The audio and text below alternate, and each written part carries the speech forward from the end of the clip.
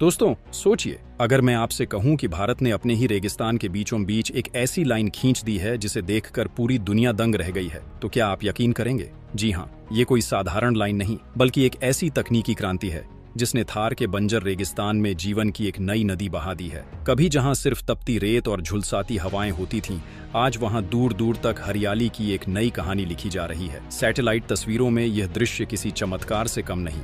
राजस्थान के सीने पर एक लंबी चमकती हुई लकीर खींच गई है, जिसे देखकर विदेशी वैज्ञानिक तक हैरान हैं कि आखिर भारत ने ये किया कैसे।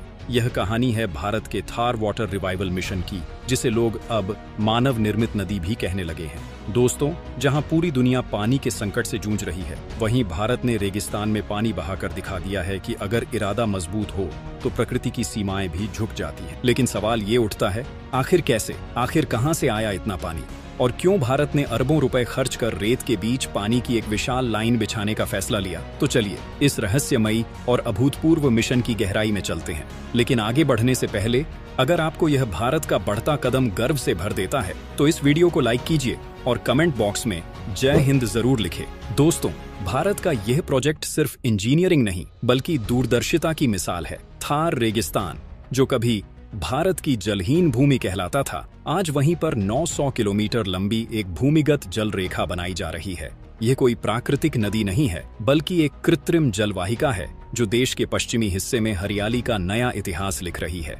इस प्रोजेक्ट का मकसद है राजस्थान, गुजरात और हरियाणा के सूखे इलाकों में पानी पहुंचाना, खेती को फिर से जीवंत बनाना और वहां के लोगों को पलायन से रोकना। इस प्रोजेक्ट का असली दिल है इंदिरा गांधी नहर का विस्तार और उससे जुड़ा नया डेजर्ट वाटर पाइपलाइन नेटवर्क, जिसमें अत्याधुनिक पंपिंग स्टेशन, भूमिगत जलाशय और सौर ऊर्जा संचालित ट्रीटमेंट यूनिट्स शामिल हैं। इसे आप भारत का रेगिस्तान में नदी बहाने वाला सपना कह सकते हैं। दोस्तों, इस प्रोजेक्ट की शुरुआत एक सपने से हुई थी, रेगिस्तान को खेत में बदलने का सपना।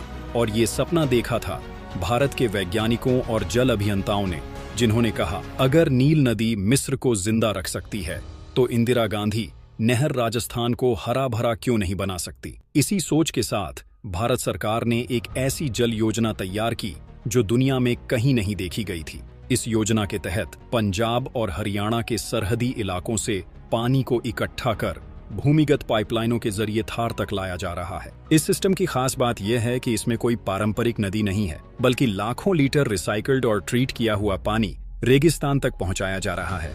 इस प्रक्रिया में खेती, उद्योगों और शहरी सीवेज के पानी को बड़े बड़े प्लांट्स में साफ करके इस्तेमाल योग्य बनाया जाता है। भारत ने इसके लिए दुनिया का सबसे आधुनिक वाटर ट्रीट